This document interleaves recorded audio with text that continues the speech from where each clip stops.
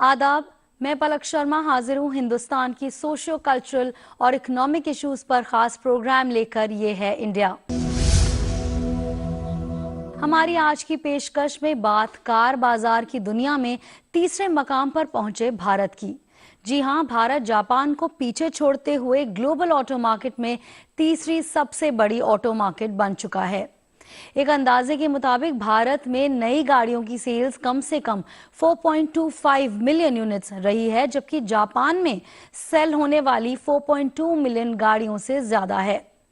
हालांकि 2021 में चीन 26.27 मिलियन गाड़ियों की सेल्स के साथ वर्ल्ड ऑटो मार्केट में टॉप पर रहा था। अब समझने वाली बात यह है कि हमारी आजादी के 75 बरसों में हमने एक नेशन के तौर पर ऑटो इंडस्ट्री के मैदान में कितना लंबा सफर तय किया है और आगे की मंजिल कहां है। इसी पर बात करने के लिए हमारे साथ दो खास मेहमान आज मौजूद हैं। ICFI बिजनेस स्कूल गुरुग्राम में adjunct professor doctor Mandeep Kaur Mahendru और फोर्स स्कूल ऑफ मैनेजमेंट में प्रोफेसर सुरेंद्र सिंह। हम आप दोनों का अपने स्टूडियो में वेलकम करते हैं। सबसे पहले सवाल आपसे मैम कि तीसरे नंबर पर पहुंच चुका है इंडिया कार मार्केट की अगर बात करें तो किस तरह से आप इस पूरे एपिसोड को देखती हैं? इतनी जल्दी हम जापान और चाइना जैसी कंट्रीज को टेक्नोलॉजी में जो बहुत आगे हैं उनको छोड़ते हुए आगे बढ़ चुके हैं। सबसे पहला आपका क्या रिएक्शन है? शुक्रिया मैडम। अगर हम बात करें इस टाइम पे इकोनॉमी की तो बहुत उम्दा तरीके से इकोनॉमी काम कर रही है हर फील्ड में। तो कार मार्केट की अगर बात करें, कार बाजार की, तो वहाँ हम लीडरशिप में थोड़ा बढ़िया ही रहे हैं और बाकी कंट्रीज़ को आपने देखा ही है कि हम जापान जो कि टेक्नोलॉजी के लिए जाना जाता है उससे भी हम आगे जा रहे हैं। तो इसके पीछे अगर बात करनी हो हमें तो सबसे पहले देखना होगा कि इस मार्केट की हमारे यहाँ कंट्रीब्यूशन क्या है। तो अगर जीडीपी में देखें तो हम ये अराउंड 6.7% जीडीपी में कंट्रीब्यूट करती है ऑटोमोबाइल मार्केट, और हमारे यहाँ सबसे बड़ी एम्प्लॉयमेंट इसी से है। अगर मैं मैन्युफैक्चरिंग की बात करूं तो 37% जो जीडीपी का पार्ट है मैन्युफैक्चरिंग का, वो इसी मार्केट से आता है, इसी इंडस्ट्री से आता है। तो अगर इस मार्केट को देखा जाए, इसका मतलब ये मार्केट बहुत बड़ा एक रोल प्ले कर रही है हमारी इंडिया की डेवलपमेंट में। ये सब किस तरह से हो पाया और ये ऑटोमोबाइल मार्केट को एज कहाँ से मिली इंडिया में, तो इसको ध्यान में देते हुए हम देखेंगे कि एक हमारी कंट्री में यंग पॉपुलेशन बहुत है। तो यंग पॉपुलेशन के रहते जैसे हमारे पास 4 सेगमेंट्स है इस मार्केट की। पहली सेगमेंट है 2 व्हीलर, दूसरी सेगमेंट है 3 व्हीलर, तीसरी सेगमेंट है कमर्शियल व्हीकल और चौथी सेगमेंट है पैसेंजर व्हीकल्स। तो अगर मैं इंडिया की डिस्पोजेबल इनकम को बढ़ते हुए देखूं तो एक बहुत ही पॉजिटिव रिस्पॉन्स है ऑटोमोबाइल मार्केट की तरफ, क्योंकि लोगों की जैसे ही डिस्पोजेबल इनकम बढ़ती है तो वो कार पे स्पेंड करना पसंद करते हैं। ये हमें देखा गया है। तो अगर उस यंग पॉपुलेशन को बढ़ते हुए देखें, यंग पॉपुलेशन ऑटोमोबाइल मार्केट में बढ़ रही है, ये एक अच्छी खबर है ऑटोमोबाइल बाजार के लिए। आगे जाते हुए अगर हम देखें कि लॉजिस्टिक्स बढ़ गए हैं, अब ज़्यादा मार्केट हम लोग ऑनलाइन मार्केटिंग में बिलीव करते हैं, तो ऑनलाइन मार्केटिंग की तरफ जाएं तो कमर्शियल व्हीकल्स की डिमांड बढ़ गई है। और इसके आगे अगर हम मूव करते हैं तो देखने में आया कि जो हमारी कंट्री की कुछ इस तरह से मेकिंग है कि एग्रीकल्चर सेक्टर हम जाने जाते हैं। तो अगर हमारी इकोनॉमी एग्रीकल्चर सेक्टर में ग्रो कर रही है, उस तरफ आगे बढ़ रही है, तो वो इनकम कहाँ स्पेंड होगी? वो इनकम सबसे पहले स्पेंड की जाती है ऑटोमोबाइल मार्केट में। तो ये सब कुछ देखते हुए हम देखते हैं कि हमारे लिए एक पॉजिटिव रिस्पॉन्स है हमारी ऑटोमोबाइल मार्केट के लिए, और हमें लीडर बनने के लिए ये सब जो चीज़ें हैं बहुत अच्छा रोल प्ले सपोर्ट कर रही हैं। तो इसके चलते मैं देख रही हूँ कि आने वाले समय में गवर्नमेंट का सपोर्ट करना इस मार्केट को, चाहे हम स्क्रैप पॉलिसी देखें गवर्नमेंट की, चाहे हम ऑटोमेशन पॉलिसी देखें गवर्नमेंट की, ये सब सपोर्ट में है इस ऑटोमोबाइल मार्केट के। तो ये सब देखते हुए आने वाला समय एक बहुत अच्छा संकेत देता है कि हम चाइना को भी सरपास करने की पोटेंशियल रखते हैं। बिल्कुल। तो ये मेरा मानना है आज की तरफ। बट हमें कुछ मुद्दे देखने होंगे, कुछ चीजें देखनी होगी कि यहाँ तक तो हम पहुंच गए जी। पर जब हम बात करते हैं एक सस्टेनेबल मॉडल की, तो सस्टेनेबल मॉडल के लिए जरूरी है कि हम इलेक्ट्रिक की तरफ जाएं, इलेक्ट्रिक से ज्यादा हम ऑटोनॉमस कार्स की तरफ जाएं। तो मुझे लगता है कि इस चीज की तरफ, इस बात की तरफ ध्यान लेके आना बहुत जरूरी है कि कार एक प्रोडक्ट नहीं, एक एक्सपीरियंस है। तो हमें इस पे मुझे लगता है थोड़े टाइम में बात करनी चाहिए। बिल्कुल बिल्कुल, हम इस पे आएंगे। बहुत सारे इंपॉर्टेंट पॉइंट्स आपने बोले, लेकिन डॉक्टर सुरेंद्र, प्रोफेसर सुरेंद्र, मैं आपसे भी पूछना चाहूंगी कि तीसरे नंबर पर हम आ चुके हैं और वर्ल्ड में तीसरा नंबर पाना इतने कम समय में ऑब्वियसली अपने आप में एक कहानी कहता है। लेकिन आपकी क्या सबसे पहला रिएक्शन है इस मामले पे? आपकी क्या टेक है? नहीं, देखिए जी, ऑटोमोबाइल सेक्टर में जिस तरीके से भारत ने ग्रोथ किया है पिछले कुछ सालों में, खासकर मैं ये सरकार, यशस्वी प्रधानमंत्री नरेंद्र मोदी जी के नेतृत्व में जिस तरीके से देश आगे बढ़ा है पिछले 10 सालों के अंदर, 9 सालों में, पिछली सरकारों ने भी कुछ काम किया। बट मैं आपको इस बिंदु के ऊपर लाना चाहूँगा कि यदि भारत में जब ऑटोमोबाइल सेक्टर खोला गया 1991 के लिबरलाइजेशन के बाद में, तो भारत सरकार की जो नीतियां थी ऑटोमोबाइल सेक्टर को लेके, हमने बहुत ज़्यादा इंपोर्ट ड्यूटीज़ अपनी मार्केट को प्रोटेक्ट करने की कोशिश की है, जो कि एक बहुत अच्छी नीति है कि क्योंकि हमारे पास बहुत बड़ा मार्केट है। यदि हम अपना ऑटोमोबाइल सेक्टर का मार्केट या ऑटो कंपोनेंट का, एंसिलरी यूनिट्स का मार्केट जो है ओपन कर देते हैं, उससे क्या होता है कि दूसरी कंट्रीज़ की कार हमारी कंट्रीज़ के अंदर एक्सपोर्ट होती, जिससे कि हमारी इंडस्ट्री कभी डेवलप नहीं हो पाती। और ये प्रॉब्लम्स को सेक्टर में देखी गई। बट इस सेक्टर के अंदर भारत सरकार की बहुत अच्छी नीति रही है और भारत सरकार ने ऑटोमोबाइल सेक्टर को प्रोटेक्ट किया है। भले वो ऑटो कंपोनेंट है, भले वो ओरिजिनल इक्विपमेंट मैन्युफैक्चर है, जो भी फर्म्स है। मारुति देखिए, पहले हमारी कंट्री में मारुति और सुजुकी के साथ दोनों का ज्वाइंट वेंचर के थ्रू कंट्री के अंदर कार आया। कार बाजार धीरे धीरे इंडिया के अंदर कार सेगमेंट्स बहुत तेजी से एक्सपेंड हुआ। तो इसका बहुत बड़ा रोल है कि जो हमारी इंडस्ट्री को प्रोटेक्शन दिया गया बहुत लंबे समय से, और उस प्रोटेक्शन के कारण हमारी कंट्री के अंदर डोमेस्टिक मैन्युफैक्चर आ सके। जैसे कि हुंडई है, किया मोटर्स है, और भी जापानीज कंपनी है जो कि, और कुछ यूएस बेस्ड कंपनी है जिन्होंने इंडिया में बहुत इन्वेस्टमेंट किया ऑटोमोबाइल सेक्टर में। आज जहां पर हम पहुंच चुके हैं और जिस तेजी से हम आगे बढ़ रहे हैं, और मुझे इसमें कोई निसंदेह नहीं है कि भारत आने वाले समय में दूसरे नंबर पर और फिर पहले नंबर पर पहुंच जाएगा कार मैन्युफैक्चरिंग में।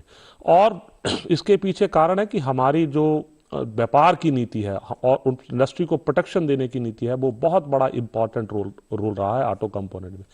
इंपॉर्टेंट बात है कि ऑटोमोबाइल सेक्टर और कार इंडस्ट्री जो है, इसका बहुत ही deep backward and forward linkages है।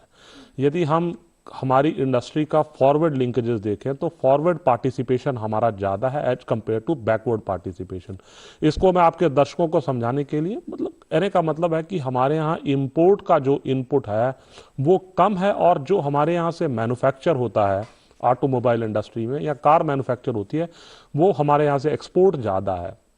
हालांकि हम बहुत बड़े प्लेयर नहीं है बात करें ऑटोमोबाइल इंडस्ट्री में, बट हमारे यहाँ से ancillary units, auto component units जो हैं वो इंटरनेशनल मार्केट में बहुत ज़्यादा एक्सपोर्ट कर रही हैं और काफ़ी अच्छी स्थिति में, बड़ी मजबूत स्थिति में। और हमारा नेक टू नेक कंपटीशन है चाइना को, जिसमें कि हम कई सेगमेंट में चाइना को बीट भी कर चुके हैं। तो इसलिए हमें उस एस्पेक्ट पे देखना होगा कि ये सेक्टर जो है वो केवल ऑटोमोबाइल इंडस्ट्री नहीं, जो इंडस्ट्रीज इस इंडस्ट्रीज के साथ डायरेक्टली और इनडायरेक्टली इंटीग्रेटेड है, उन इंडस्ट्रीज के ऊपर भी स्पिल ओवर इफेक्ट प्रोड्यूस करती है, जिससे कि ओवरऑल जो मैन्युफैक्चरिंग इकोसिस्टम है कंट्री के अंदर वो स्ट्रेंथन होता है, और जिसके कारण ये सेक्टर का ग्रोथ बहुत तेजी के साथ हुआ है। और ये एक ऐसा सेक्टर है गारमेंट इंडस्ट्री के बाद में जहां पर हमारे ग्लोबल वैल्यू चेन्स के लिंक्स हैं, और ग्लोबल वैल्यू चेन में पार्टिसिपेट करना, specially auto component, automotive value chains के अंदर साउथ ईस्ट एशियन कंट्री, जो कि बेसिकली दुनिया में जो प्रोडक्शन हब माना जाता है, ईस्ट एशिया में मेजर प्रोडक्शन हब है, उसमें हमारी फर्म्स और हमारे एंसिलरी यूनिट्स, हमारे ऑटो कंपोनेंट्स वो बेसिकली इंटीग्रेट हो चुके हैं, जिसके कारण क्या है कि हमारी छोटे छोटे जो मैन्युफैक्चरर्स हैं, सप्लायर्स हैं, कंपनी लाइक मारुति के मोर देन 5000 वेंडर्स हैं जो सप्लाई करते हैं। मुझे बड़ी खुशी हो रही बताते हुए आपको कि ज़्यादातर वेंडर्स जो हैं हमारे डोमेस्टिक हैं। इसका मतलब है कि जब डोमेस्टिक वेंडर्स होंगे, हमारे लोगों के लिए रोजगार के अवसर ज़्यादा पैदा हो रहे हैं, हमारे लोगों के लिए अपॉर्चुनिटी ज़्यादा क्रिएट हो गई है। और ख़ासतौर मैं इस सरकार की सराहना करना चाहूँगा कि जिस तरीके से सरकार ने ऑटोमोटिव इंडस्ट्री और ऑटोमोबाइल इंडस्ट्री को PLI scheme, production linked incentive schemes के अंदर भारत सरकार लेके आई है और 25,000 करोड़ रुपए का सरकार ने इसके लिए बजट आउटले रखा है, जिसके अंदर केवल और केवल ऑटोमोबाइल इंडस्ट्री को इंसेंटिवाइज करने के ऊपर बात की जा रही है। जैसे कि अभी प्रोफेसर महेंद्रू ने बताया कि ईवी इंडस्ट्री के बारे में, मैं एक झलक उस तरफ भी देना चाहूँगा। ईवी में भी जैसे हमने एडवांस केमिस्ट्री बैटरी सेल्स, जिसमें कि हमारी मैन्युफैक्चरिंग कैपेसिटी अभी नहीं है और हम डेवलप कर रहे हैं, भारत सरकार ने उसको भी पीएलआई के अंडर कंसीडर किया है। और इंटरेस्टिंगली क्या हो रहा है कि हमारे यहाँ पर जो कार का कंजम्पशन पैटर्न है और जो कार का जो ट्रेंड है वो बेसिकली चेंज होता चला जा रहा है। पहले हमारे यहाँ स्मॉल कार मैन्युफैक्चरर्स होते थे, अब धीरे धीरे हमारे यहाँ हैचबैक कार्स आने लग गई हैं, एसयूवी सेगमेंट की तरफ मूव हो रही है।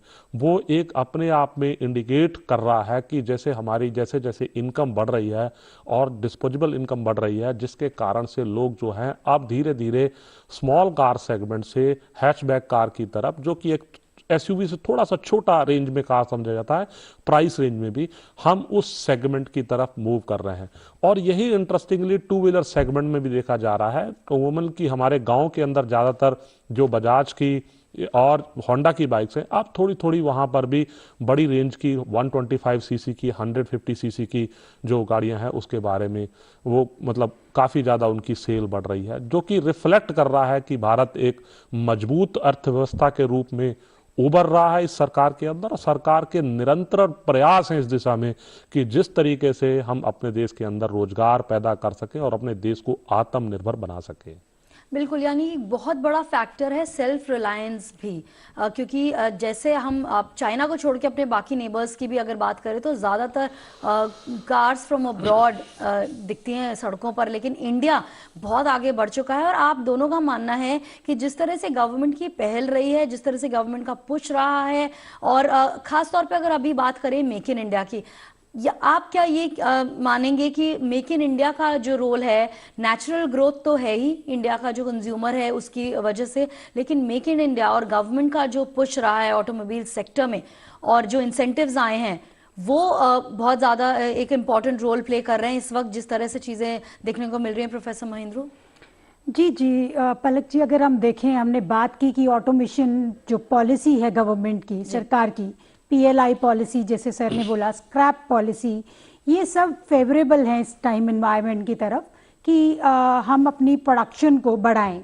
और इसका सबसे एविडेंस क्या है कि हम जापान को सरपास कर गए हैं, ये सबसे बड़ा उसका सबूत है हमारे लिए। हम अगर देखा जाए तो ट्रैक्टर मैन्युफैक्चरिंग में वर्ल्ड में नंबर 1 पे हैं, और अगर हम देखें बस मैन्युफैक्चरिंग में तो नंबर 2 पे हैं, और अगर हम देखें ट्रक्स, हेवी ट्रक व्हीकल्स में तो नंबर 3 पे हैं। तो इसका मतलब इतनी टेक्निकली स्ट्रॉन्ग कंट्रीज होते हुए भी हम लोगों ने इस एरिया में भी मात मारी है। तो वो दिन दूर नहीं है कि हमारी जो ये इंडस्ट्री है ये और चैलेंजेस को मीट करते हुए, जैसे ईवी फैक्ट्री का यहाँ पे मर्सिडीज का प्लांट सेटअप होना, और फिर टेस्ला का भी यहाँ पे सोचना आने के लिए, ये सब अपने आप में एक तरह से सबूत हैं कि हम लोग आगे बढ़ रहे हैं इस फील्ड में। और ये सब पॉसिबल नहीं है, ये मुमकिन नहीं हो पाता अगर भारत सरकार इसको प्रमोट नहीं करती या इस इंडस्ट्री को फेवर नहीं करती। तो वो फेवर एक तरह से, वो एक हैंड होल्डिंग बहुत ज़रूरी थी इकोनॉमी में। ये हैंड होल्डिंग का क्या काम है, ये एक तरह से मोटिवेट कर रही है इंडस्ट्री को पॉजिटिव सोच देने की तरफ, और मोटिवेट कर रही है कि आप डेवलपमेंट कीजिए। जैसे सेमीकंडक्टर चिप्स की शॉर्टेज ने हमें एहसास दिलाया कि हम यहाँ पे ही बना सकते हैं। हाँ, तो ये चीज़ें हमें कहीं ना कहीं मोटिवेशन दे रही है। तो हम बहुत पॉजिटिव है इस चीज़ को लेके कि सरकार की सपोर्ट से और आत्मनिर्भर भारत से हम आने वाले टाइम में वर्ल्ड के लीडर्स और भी बहुत सारी सेगमेंट्स में वर्ल्ड लीडर माने जाएंगे। डॉक्टर सुरेंद्र, प्रोफेसर सुरेंद्र, ये जैसे कि मैम ने कहा, ईज ऑफ डूइंग बिजनेस एक बहुत इंपॉर्टेंट फैक्टर है जो कि गवर्नमेंट सपोर्ट से इंडिया को मिला है, जिसकी वजह से आज हम यहाँ पहुंच गए। टेस्ला जैसी बड़ी बड़ी कंपनीज इंडिया में प्रोडक्शन का सोच रही हैं, और ईवीज की हम बात करें, आने वाला फ्यूचर ईवीज है। आपको भी लगता है ease of business, make in India, ये इस टाइप के जो इनिशिएटिव्स हैं जैसे कि हम बात कर रहे हैं, वो बहुत बड़ा एक फैक्टर रहे हैं इस ग्रोथ के और इस बहुत ही तेजी से बढ़ते मार्केट के? यस, मैं बिल्कुल आपकी बात से सहमत हूं कि ईज ऑफ डूइंग बिजनेस और मेक इन इंडिया और आत्मनिर्भर भारत जैसे प्रोग्राम्स ने बहुत ज़्यादा कंट्रीब्यूट किया है इस सेक्टर की ग्रोथ एंड डेवलपमेंट पे। और भी है कि भारत का जो व्यापार मंत्रालय है उसने बहुत ज़्यादा इस समय फोकस किया है कि हम ज़्यादा से ज़्यादा मुक्त व्यापार समझौते साइन किए। हाल ही में भारत ने 2 बड़े महत्वपूर्ण मुक्त व्यापार समझौते साइन किए हैं, यूएई के साथ और ऑस्ट्रेलिया के साथ। उस 2 समझौतों से जो हमारी कंट्री से, जैसे मारुति है, हुंडई है, जो कि इंडिया को एज ए हब यूज कर रहे हैं manufacturing, hub and spoke model से, कि यहाँ से हम मैन्युफैक्चर करेंगे, कार जाके यूएई के अंदर कार सेल होगी, कार ऑस्ट्रेलिया के अंदर सेल होगी। अब हम एक सेम तरीके के एग्रीमेंट की बात चल रही है जीसीसी कंट्रीज के लिए, गल्फ कंट्रीज काउंसिल्स के साथ, जिससे कि हमें बहुत बड़ा एक लार्जर मार्केट मिलेगा। हमारे एक्सपोर्ट्स यूएसए को हैं, हमारे एक्सपोर्ट जो हैं वो मैक्सिको को भी हैं, हमारे एक्सपोर्ट बांग्लादेश को भी हैं, सारी साउथ ईस्ट एशियन कंट्रीज को भी हैं, हम अफ्रीका, लैटिन अमेरिका कंट्रीज में भी एंटर कर चुके हैं। अब भारत सरकार जोर दे रही है ज़्यादा से ज़्यादा मुक्त व्यापार समझौते साइन किए जाएं, ताकि इंपोर्ट ड्यूटी जो कि फिनिश प्रोडक्ट से, जो कि हमारी कंट्री में कार मैन्युफैक्चर हो रही है, क्योंकि हमारे यहाँ स्पेशलिटी ये है कि हम लो सेगमेंट का कार भी मैन्युफैक्चर करते हैं, जैसे कि छोटी कारें, और मीडियम सेगमेंट का भी, और एसयूवी मैन्युफैक्चरिंग कैपेसिटी भी दिनों दिन देश के अंदर बढ़ती चली जा रही है, स्केल अप होती चली जा रही है, जिसके कारण कि हम डिफरेंट सेगमेंट में दूसरी कंट्रीज में डिफरेंट ग्रुप, इनकम ग्रुप के जो लोग हैं, उनकी रिक्वायरमेंट के हिसाब से कार मैन्युफैक्चर करें और कार एक्सपोर्ट करें।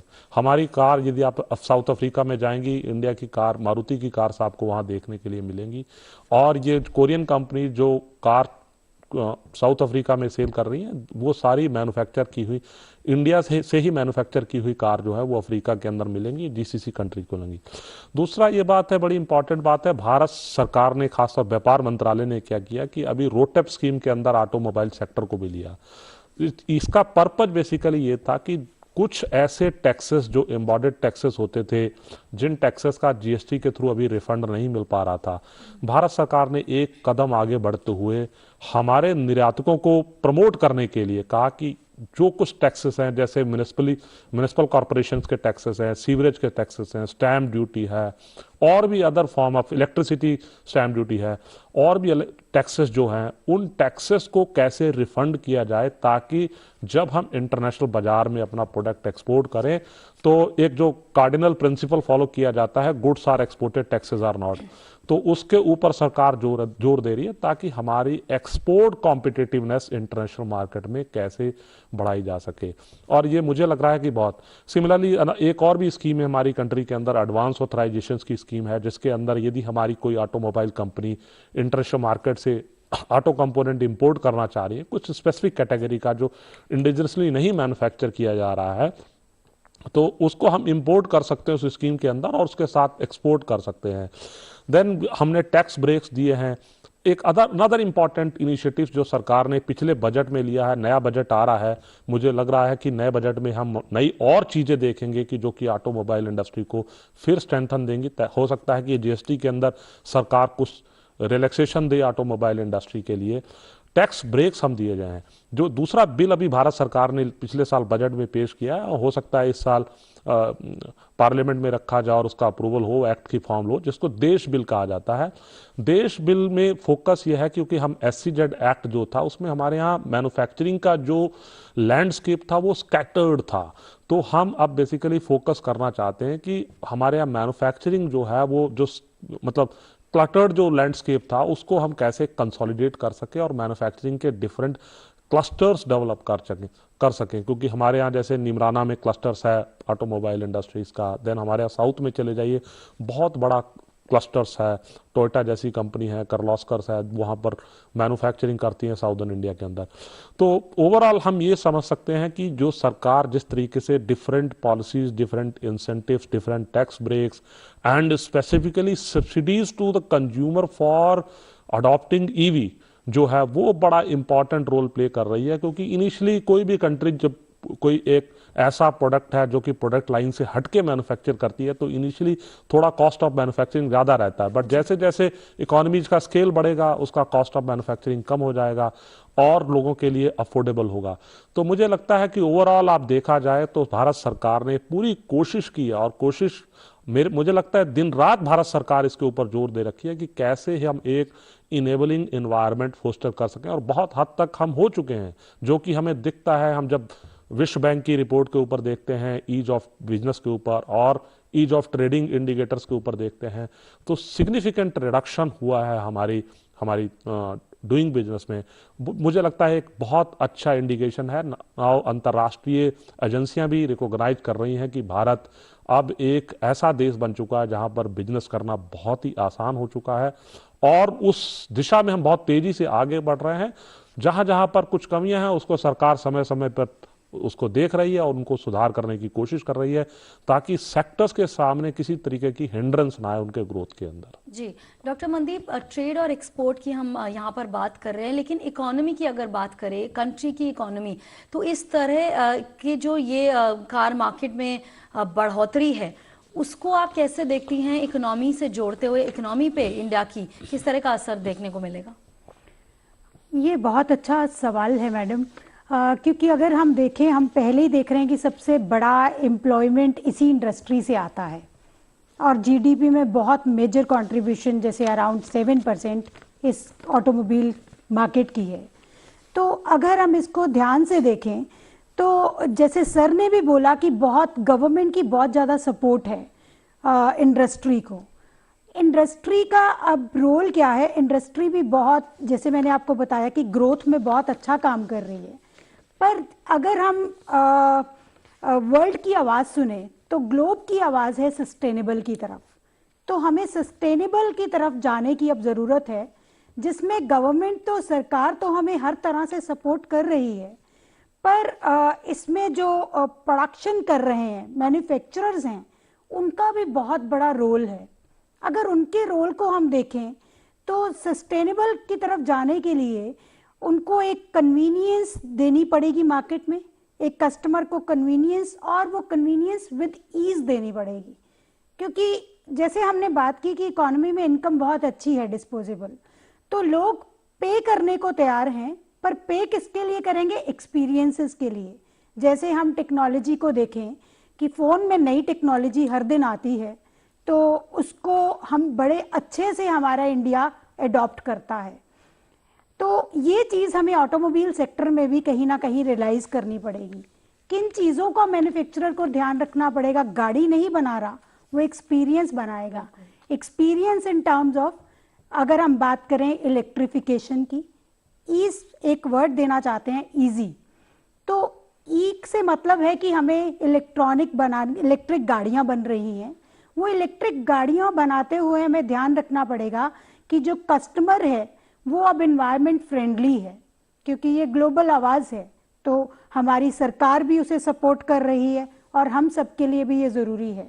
तो हम उस आवाज़ को सुनते हुए इलेक्ट्रिक गाड़ियाँ बनाएं, जो कि नॉन रीन्यूएबल सोर्सेज को यूज़ करते हुए उनकी चार्जिंग की प्रोविजंस बनाएं। तो इसमें मैन्युफैक्चरर को ध्यान रखना होगा कि वो किस तरह से इसमें गवर्नमेंट की क्या सपोर्ट चाहता है, और उस सपोर्ट के साथ कैसे उसको डेवलप कर सकता है। नेक्स्ट चीज़ है उसमें हमारे पास ऑटोनमस गाड़ियाँ, बहुत दूर नहीं है हम इससे, जहाँ हमें सड़कों पे ड्राइवरलेस गाड़ियाँ मिलेंगी। तो वो ड्राइवरलेस गाड़ियाँ हमारी एक कस्टमर को सपोर्ट करेंगी, प्लस हमारी ट्रैफिक की कंजेशन में बहुत सारा हेल्प करेंगी उसको डीकंजेस्ट करने में। थर्ड चीज़ आ जाती है इसी में, अगर मैं देखूं तो शेयरिंग की, जो हमारी इकोनॉमी में अभी पायलट की तरह देखा जा रहा है, पायलट प्रोजेक्ट की तरह देखा जा रहा है। तो अगर इसकी तरफ मैन्युफैक्चरर काम करेंगे तो आने वाला दौर शेयरिंग का होगा, जहाँ पे लोग शेयर गाड़ियाँ भी पसंद करेंगे, शेयरिंग करना गाड़ियों की पसंद करेंगे। चौथी चीज है कनेक्टिविटी। कनेक्टिविटी कार के अंदर और कार के बाहर। कार के अंदर अगर मैं देखूं तो जैसे वर्क फ्रॉम होम आया है वैसे ही डिस्टेंसेस को ध्यान में रखते हुए वर्क फ्रॉम कार भी दूर नहीं है अब, कि हम गाड़ी में बैठे ही इंटरनेट कनेक्टिविटी से अपने गाड़ी में ही काम कर सकते हैं ऑफिस के। और उसके बाद बाहर भी कनेक्टिविटी बहुत ज़रूरी है, जैसे मीडिया के साथ, एंटरटेनमेंट के लिए। और इसके बाद जब लास्ट में चीज़ देखा जाए तो इसमें है कि इसको रीवैम्प करने की टेक्नोलॉजी को ईयरली ज़रूरत है कि नई नई इनोवेशंस आएँ। तो नई इनोवेशन से मतलब है वो कॉस्ट को बढ़ाने के लिए नहीं, अपडेशन सॉफ्टवेयर्स की, अपडेशन आपके हार्डवेयर्स की, ताकि एड ऑन मॉडल्स लगा दिए जाएं और गाड़ी का जैसे 10 साल तक चलना वो कुछ हिस्ट्री की बात हो जाएगी।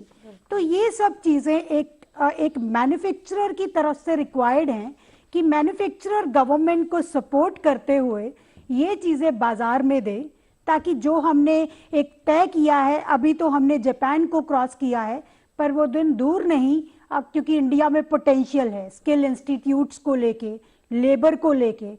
तो अगर ये चलता जाए तो हम वो दिन दूर नहीं है कि हम इकोनॉमी में हर एक व्हीकल में, हर एक ऑटोमोबाइल सेक्टर में नंबर 1 लीडर से दूर नहीं रहेंगे। तो ये मेरा मानना है इस चीज़ को कि अगर मैन्युफैक्चरर्स इसकी तरफ ध्यान लाएं तो वो एक्सपीरियंसेस क्रिएट कर सकते हैं। बिल्कुल, बहुत बहुत शुक्रिया आप दोनों का इस बातचीत के लिए। कुछ बहुत इंपॉर्टेंट पॉइंट्स निकल के आए हैं, लेकिन हमारी इस खास पेशकश में फिलहाल इतना ही। हमारा प्रोग्राम आपको कैसा लगा इस पर आप भी हमें अपनी राय दे सकते हैं। इसके लिए हमारा ईमेल आईडी है ddurduspecials@gmail.com। इसी के साथ हमारी पूरी टीम को दीजिए इजाजत। आदाब।